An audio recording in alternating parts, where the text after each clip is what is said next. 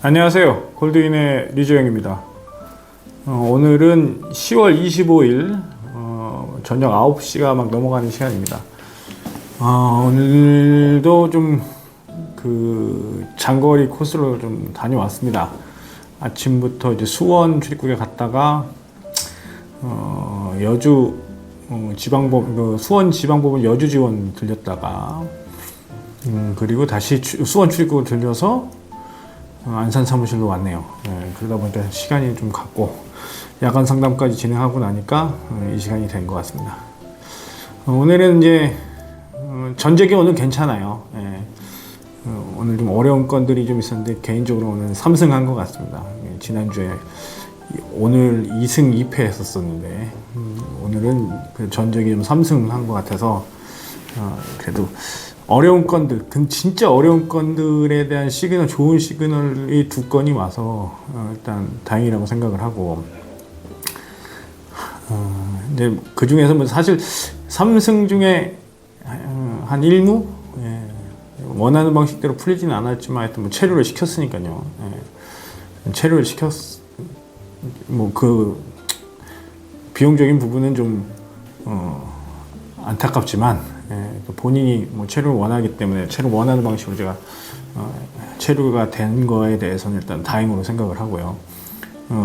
예전에 한번 F1 소피아 건 관련돼서 이제 체류 이제 규정은 안 되는데 인도적인 사유에서 좀 해줘야 된다라고 했는데 실무자 설득은 된 것 같습니다. 이제 최종 결정만 남은 상태인 것 같은데 추가적인 소명 자료를 요청해서 그 자료들만 좀 잘 준비하면 제가 개인적으로는 정말 어려운 건 하나 성공시키는 결과를 얻을 것 같아요. 그래서 마지막 돌아올 때 좀 기쁜 마음으로 좀 돌아왔습니다.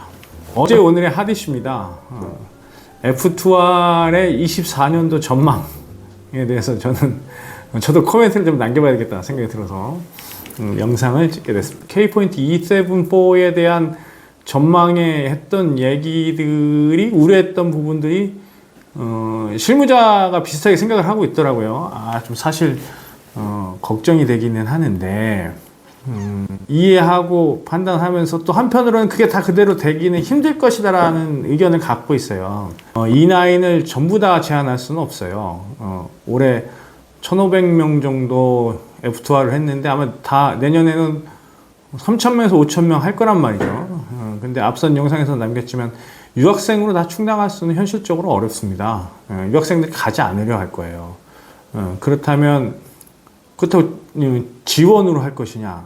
그거는 좀 어려울 거라고 보거든요. 갈 수 있는 D2, D10 지원. 그럼 남은 비자가 E7인데 E7-4 인원들이 F2R 굳이 갈 필요가 없거든요. 그러면 이제 충당할 수 있는 E9을 충당을 해야 되는데 결국 전반기 때는 E9 허용을 안 할 수도 있죠. 근데 올해처럼 이제 후반기로 가서 인원 충당이 안 되면 한시적으로 또 E9을 풀어줄 가능성이 있다고 저는 봅니다. 그럴 확률이 높다고 봐요. 그래서 전반기 때는 D2, D10 지원 위주로 인원 수급을 하다가 후반기가 되면은 E9을 점진적으로 풀어주는 양상으로 가지 않겠느냐.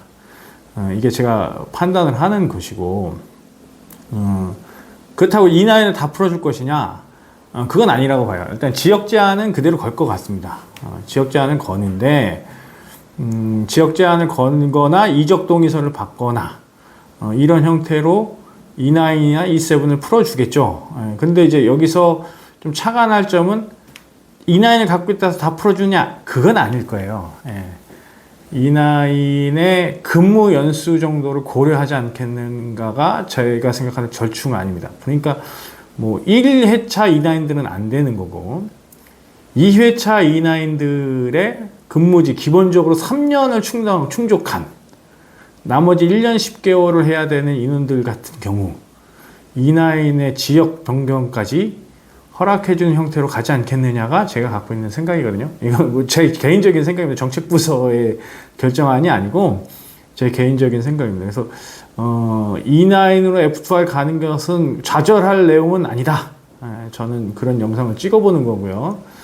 오히려 반대로 E9 근로자들이 F2R로 가는 것이 좀 제한적이라면 D2, D10 지원은 좀 더 좋은 환경의 업종과 업역에서 회사를 좀 갈 수 있는 여건이 되겠다라는 것이 이제 명과 암이 되겠죠. 장점과 단점이 되겠죠. 예. 그리고 또 바라보는 관점에서는 유학생 유치를 F2R로 전환하기 위해서는 반드시 대도시의 유학생 유치에 대한 부분은 재검토가 이루어져야 된다고 생각을 해요.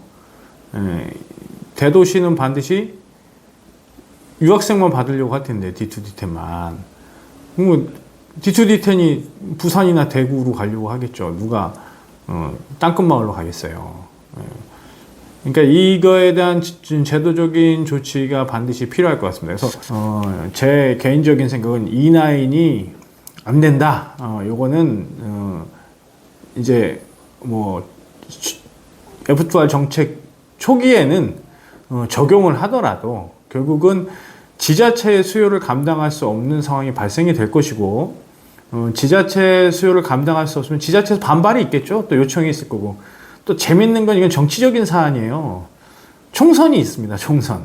예, 이게 총선 이슈를 또 무시하면 안 돼요. 표를 의식을 해야죠. 예, 이게 뭐 제가 이제 정치인은 아니고 뭐 제도에 무슨 정치가 들어가냐 하지만 제도라는 것이 이게 표심을 무시할 수 없습니다. 예, 결국 현 집권 여당에서 지자체의 반발이 있거나 어떤 환심을 살기 위한 정책들은 과감히 전환할 수 있어요.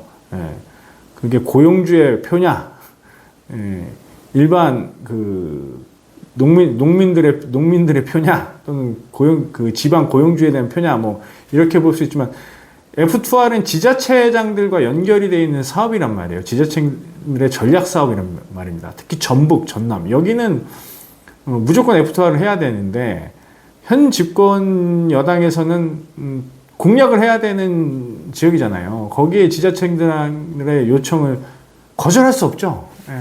그래서 저는 후반기 때 E9 근로자들은 제한적으로 F2R로 전환이 가능할 것이다라고 조심스럽게 판단을 하는 겁니다.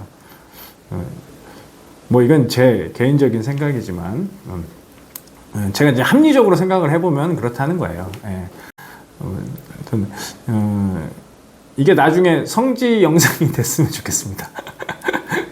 성지 영상이 돼서 우리 뭐 오늘 저도 F2R 관련돼서 또 E74 관련돼서 전화 많이 받았어요. 심지어 계절 근로자 연락도 많이 받았는데 개인적인 생각에는 E9 근로자로 완전히 묶어서는 좀 안 된다고 봐요. E9 근로자가 총 뭐 9년 이상 한국에서 체류하는 인원들 중에 뭐 7년, 8년 했던 인원들에 대해서는 문호를 좀 개방을 해줘도 되죠. E9, E7, F2 이거 등급은 저는 아니라고 봅니다. 예. 물론 이제 그 상위 레벨로 볼 수 있는데 왜냐면 E9 근로자가 E7을 따는 거니까. 근데 같은 2개월 비자인데요. E7에서 F2로 올라가는 것을 이제 상위 등급으로 보는 것은 저는 좀 관점이 다르고 E9에서 F2 갈 수 있죠. 예. 상황에 따라 갈 수 있도록 허락을 해줘야만 지역 감소 지역에 대한 인구 감소 지역에 대한 지역 특화형 비자도 정착이 가능한 거예요. 그래서 모든 E9이 갈 수 있도록 현재 시범 적용된 것은 좀 제도적인 보완을 해서 E9 근로자도 성실한 근로자에 한해서 또는 장기간 한국을 위해서 노력했던 근로자를 위한 특화형 비자의 정책으로 전환되는 것이 바람직하지 않겠나? 저는 그렇게 생각을 해봅니다. 외국인 정책에 대한 근본적인 목적이 무엇이냐? 그 근본적인 목적에 대해서 우리가 어떻게 생각하고 바라봐야 될 것이냐? 그 외국인 정책에 대한 실질적인 수혜자는 누구인가? 이거에 대한 그 관점은 저는 좀 정확해야 된다고 봐요. 우리 그 외국인을 전문으로 하는 행정사들이 외국인들을 위한 서비스를 한다고는 하지만 외국인 정책은 사실은 외국인을 위한 정책이 아닙니다. 엄밀하게 말하면 국가 이익을 위한 정책이에요. 국민을 위한 정책이고 국가를 위한 정책입니다. 그래서 이 국가와 국민을 위한 정책을 제도를 마련할 때 이것이 국가의 이익이 됐을 때 제도가 발현이 되는 것이거든요.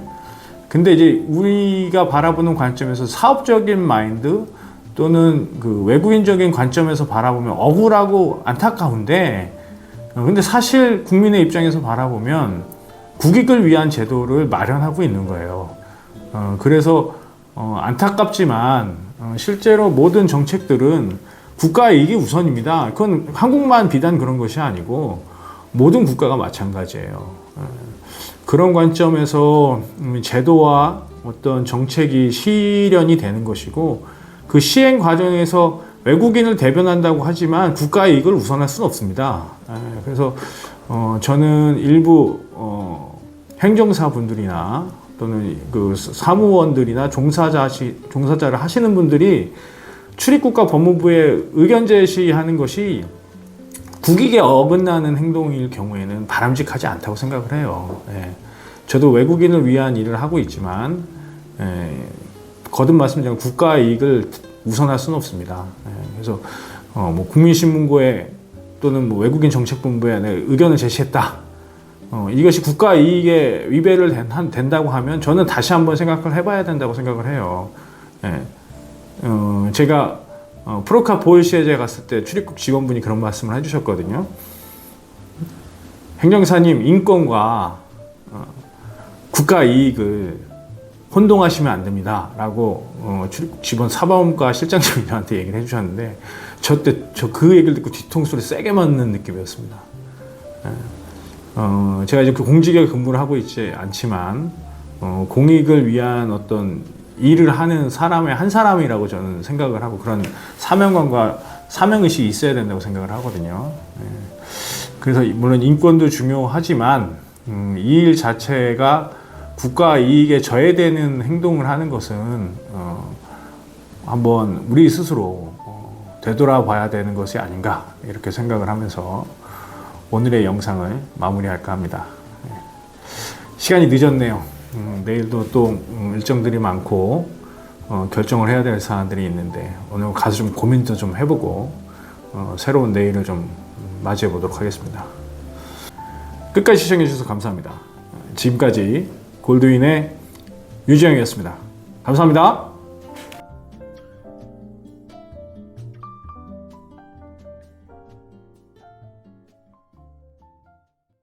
예고 영상으로 오늘 이윤희 행정사하고 이윤희 행정사 제가 현장 실습을 좀 많이 시켰거든요. 상당히 저는 해보지 못한 실습인데 이윤희 행정사는 좋아하더라고요.